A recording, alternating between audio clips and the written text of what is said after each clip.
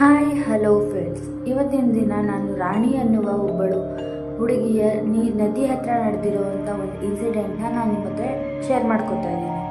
ಬನ್ನಿ ತಡ ಮಾಡದೆ ಶುರು ಮಾಡೋಣ. ರಾಣಿ ಒಂದು ಮೀನುಗಾರರ ಪರಿವಾರದಲ್ಲಿ ಇದ್ದಳು. ಅವಳ ತಂದೆ ಕಾಣೆಯಾದ ನಂತರ ಮನೆಯ ಎಲ್ಲ ಜವಾಬ್ದಾರಿಯನ್ನು ರಾಣಿಯ ಮೇಲಿತ್ತು.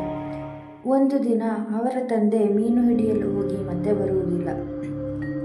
ಊರಿನವರು ಅವರನ್ನು ತುಂಬ ಹುಡುಕಿದರೂ ಆದರೆ ಅವರು ಎಲ್ಲೂ ಸಿಗಲಿಲ್ಲ. ರಾಣಿಗೂ ಅವರ ತಂದೆಯ ಮೇಲೆ ಬಿಟ್ಟು ಹೋಗಿರುವುದಕ್ಕೆ ಅವರ ಮೇಲೆ ತುಂಬ ಕೋಪ ಇತ್ತು. ಆದರೆ ಅವಳು ಅವರ ಪರಿವಾರವನ್ನು ನೋಡಿಕೊಳ್ಳಬೇಕಾಗಿತ್ತು. ಅವರ ಅಮ್ಮ ಯಾವಾಗಲೂ ಹುಷಾರು ತಪ್ಪುತ್ತಿದ್ದರು. ಅದಕ್ಕೆ ಅವಳು ಎಲ್ಲ ಕೆಲಸಗಳನ್ನು ಮಾಡಬೇಕಾಗಿತ್ತು. ಅವರು ತುಂಬ ವರ್ಷಗಳಿಂದ ಮೀನುಗಾರಿಕೆ ನಡೆಸಿಕೊಂಡು ಬಂದಿದ್ದರು. ಅವಳು ಅವರ ಅಪ್ಪನ ಜೊತೆಗೆ ಎಷ್ಟೋ ಸಲ ನದಿಯ ಹತ್ರ ಹೋಗಿ ಬರ್ತಿದ್ಳು. ಅವರ ಅಪ್ಪ ಅವಳಿಗೆ ತುಂಬ ನದಿ ಕಥೆಗಳು ಮತ್ತು ಮೀನಿನ ಕಥೆಗಳನ್ನು ಹೇಳುತ್ತಿದ್ದರು.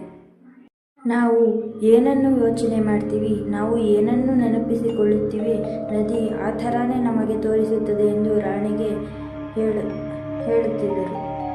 ಆದರೆ ರಾಣಿಗೆ ಇದು ಯಾವುದರ ಬಗ್ಗೆ ಅರ್ಥ ಆಗ್ತಾ ಇರಲಿಲ್ಲ. ಅದಕ್ಕೆ ಅವಳಿಗೆ ಕತೆ ಕೇಳೋದಂದರೆ ತುಂಬ ಇಷ್ಟ ಅಂತ ಕತೆ ಕೇಳ್ತಾ ಇದ್ಳು. ಒಂದು ದಿನ ಅವಳೊಬ್ಬಳೇ ಮೀನು ಹಿಡಿಯುವುದಕ್ಕೆ ಹೋಗಿದ್ದಳು. ಆಗ ಊರಿನ ಬೇರೆ ಮೀನುಗಾರರು ದೊಡ್ಡ ನದಿಯಲ್ಲಿ ಮೀನು ಹಿಡಿಯುವುದಕ್ಕೆ ಬೇಡ ಎಂದರು. ರಾಣಿಯು ಮನೆ ನಡೆಸುವುದಕ್ಕಾಗಿ ಈಗ ಬೇರೆ ನದಿ ಹುಡುಕಬೇಕಾಗಿತ್ತು.